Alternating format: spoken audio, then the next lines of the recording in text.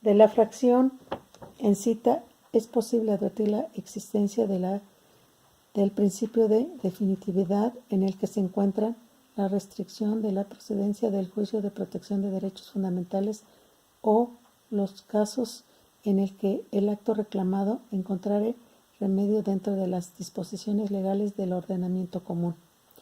Ello es imperativo porque necesariamente se tiene que agotar el recurso o medio de defensa establecido de la ley que regula al acto reclamado, con el cual quien esté inconforme con el pronunciamiento de la autoridad responsable tiene la posibilidad de modificar, revocar o nullificar el mismo acto reclamado, lo que de no cumplirse trae como consecuencia faltar al principio de definitividad que rige para la procedencia de este medio de control constitucional.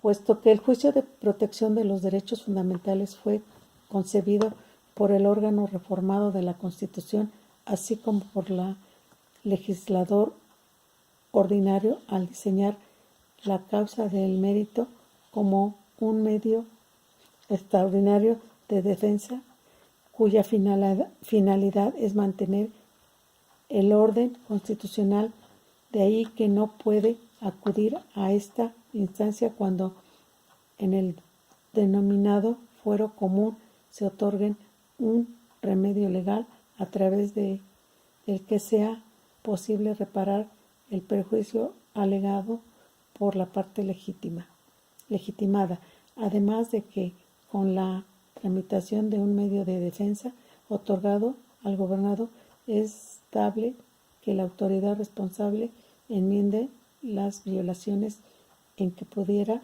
haber incurrido.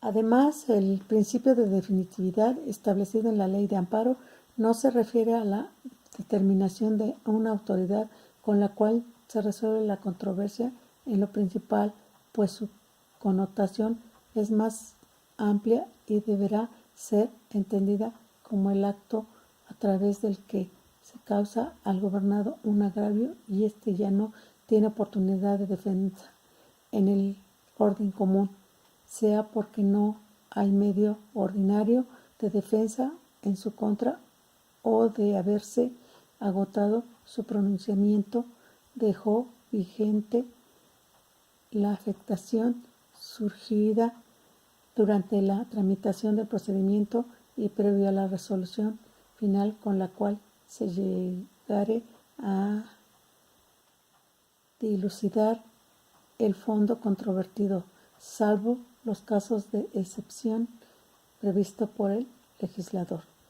De manera que cada una de las actuaciones practicadas por el ente director del trámite, según el apunte en comento, adquieren firmezas por dos razones.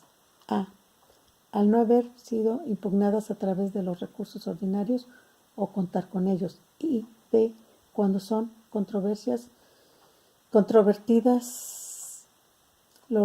la resolución del medio de impugnación llegase a declarar firme el punto de que se trate, con independencia del sentido adoptado en la misma. Lo anterior encuentra sustento en la jurisprudencia emitida por el Sexto Tribunal Colegiado en Materia Civil del Primer Circuito, localizado en el tomo 15, página 93, correspondiente al mes de mayo del 2002, de la 9ª época del Semanario Judicial de la Federación y su Gaceta, cuyo contenido estatuye. Amparo. Para su procedencia es obligatorio agotar los recursos o medios de defensa que la ley común establece en el acatamiento al principio de definitividad que rige en el juicio constitucional. La procedencia del juicio constitucional está condicionada a que existe contra el acto de autoridad algún recurso o medio de defensa legal. Este debe ser agotado sin distinción alguna porque es suficiente que la ley del acto los contenga para que estén a disposición del interesado y pueda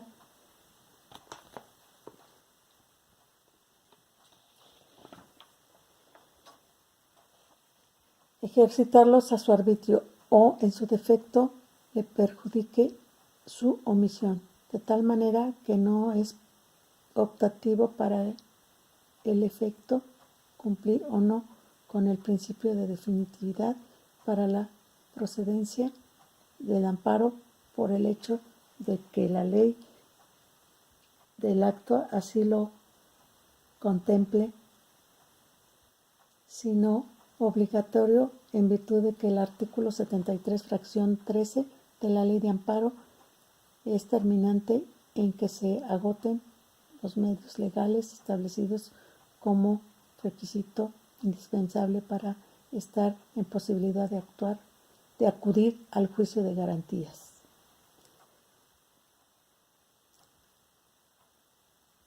Enseguida voy a hablar del principio de relatividad y mi comentario se encuentra establecido en el artículo 107 de la fracción segunda de la Constitución Política de los Estados Unidos Mexicanos. Un ejemplo es cuando un tribunal de la Federación dicta una sentencia que anula una norma general o acto violatorio de derechos humanos y garantías. En la relativa, si solo lo anula en particular, o sea, si solamente protege a quien obtuvo una sentencia a su favor y no beneficia a las personas ajenas a la queja. Por último, voy a hablar mi comentario en relación al principio de la suplencia de la queja, de la deficiencia de la queja. Se encuentra consagrado en la fracción segunda, quinto párrafo del artículo 107 constitucional. Un ejemplo es una sentencia dictada en apelación dentro de un caso de pensión alimenticia donde están involucrados menores de edad y se les está cancelando la pensión alimenticia. El tribunal colegiado corrige los defectos o imperfecciones en que incurrió la quejosa. Esta suplencia de la queja de los menores involucrados. En estos supuestos, la Suprema Corte de Justicia ha impuesto a los tribunales una serie de debates para satisfacer el principio del interés superior del niño y los derechos de los discapacitados conforme a los instrumentos internacionales suscritos por México. Esta obligación incluye la de examinar la constitucionalidad de una norma general. La competencia es competente el tribunal colegiado por el acto reclamado en una sentencia dictada en apelación dentro de un juicio del orden común, y los tribunales colegiados de circuito son los que conocen sobre los juicios de amparo directo interpuesto contra sentencias definitivas. En el ámbito de protección tenemos el artículo 103 de la Constitución Federal. Causas de procedencia: procede el juicio de amparo directo porque es una sentencia definitiva dictada en apelación. Gracias.